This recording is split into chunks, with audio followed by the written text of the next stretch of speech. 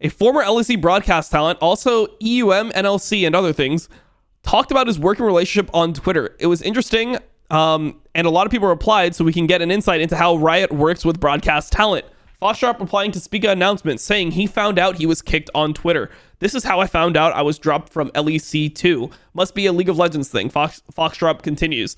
I was ghosted for 5 months just to find out on Twitter I was dropped by LEC. Fortunately, casting was a passion thing for me and not my job, so I was okay career-wise, but this kind of thing has happened to multiple people, most of whom relied on casting as their livelihood. Some even uprooted their lives, moved to Berlin, worked a split or two, then got ghosted and dropped. Now they're in a foreign country wondering if what the fuck they're meant to do next. It's the not knowing. You can't look for a new gig because you're still holding out hope for LEC. After all, why shouldn't you? Last you heard, everything was Gucci. Then months pass, the announcements get posted, the talent schedule gets released, and you see you aren't there. And those in charge have stopped replying to your messages.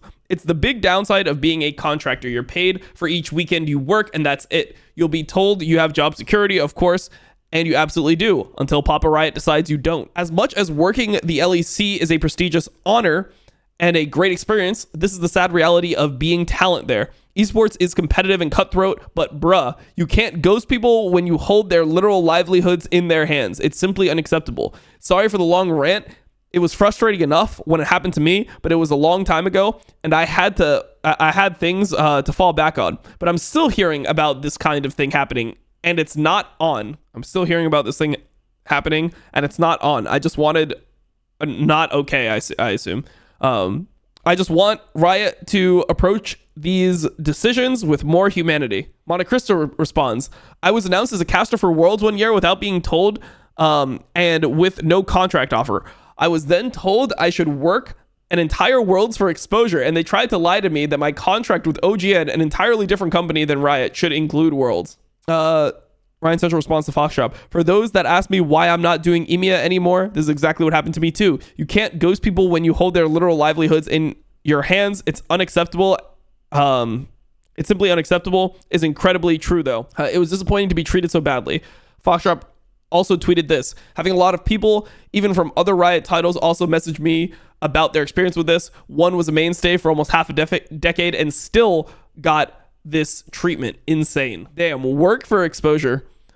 Yeah, I don't know. I mean, I assume what it is that Riot has these people, like, the reason that they are not telling casters, the reason why they're ghosting casters is they're trying to assemble the talent, and they're just doing it in, like, the scummiest way possible, and they want to be able to fall back on whoever. Like, somebody like Foxdrop is just not considered in the, like, main S tier, right? So, like, if you went for Riot casters for LEC, it's like, okay, you want Medic, you want Vedius, you want, like, Cage Roll at that time, you want to have, like now like Hysterix, Dagda, like these guys are going to be in that tier.